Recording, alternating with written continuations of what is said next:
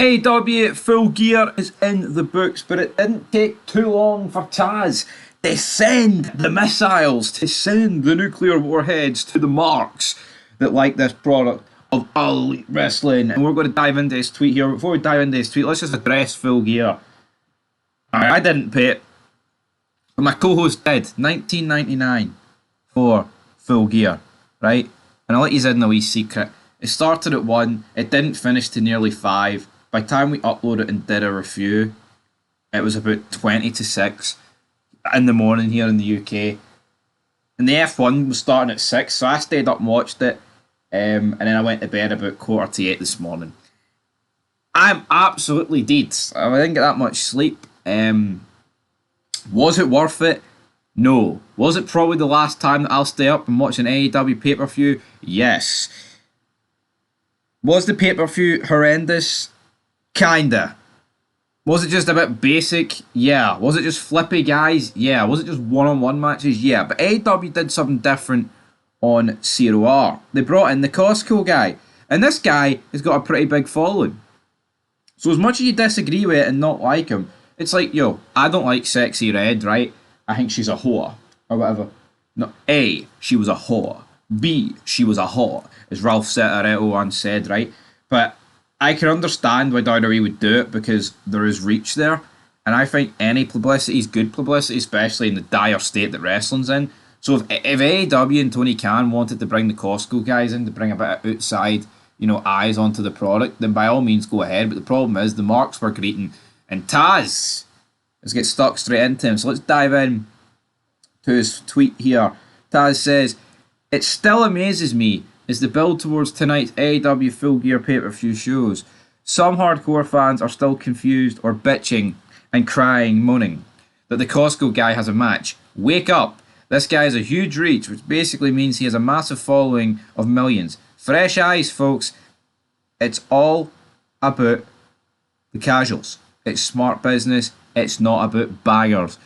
Yeah, it is. You need to bring the casuals in. AEW has lost so many viewers, man. Right? There's so many casuals in the work. I mean, look how many people can actually watch that show that's available to watch it.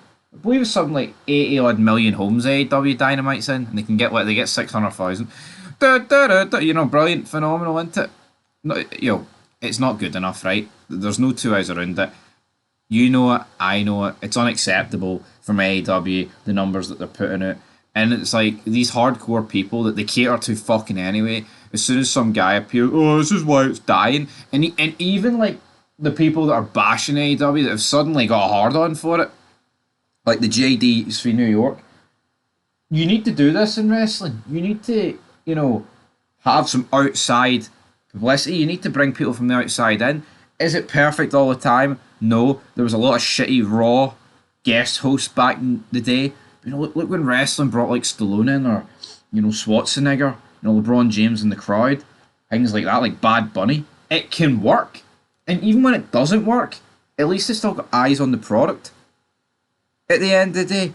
So Taz is absolutely right, but he said this before the pay-per-view, and if you watch the pay-per-view, there was nothing that the casuals would like about this. I mean, there was the odd match that was alright, but for the most part, it was just, let's try and put banger after banger after banger on this pay-per-view. And that is exactly what they tried to do. I mean, you had like a string of like 20 odd minute matches in a row, all similar styles. It's like, no one, who honestly wants that? No one wants that.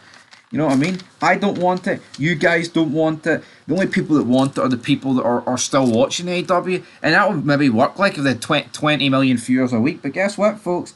They don't have that. They do not have it. So Taz has buried the hardcore fans. And you know what? I agree with him. I totally agree with him. They are absolutely brain dead and they are so narrow-minded and so naive. And they seem to think the way that AEW... But then, as I said, right, it's not just the hardcore fans, it's other people. The people that just hate on AEW for the sake of it. We hate on AEW, but we also hate on WWE. We call both companies it. At the end of the day, you need something, you need things for the outside sometimes in your life, but for whatever reason, we've not been able to grasp this, and they just want Will Ospreay and Kyle Fletcher to no sell and do all these moves landing each other on their heads. Anyway, till next time, peace.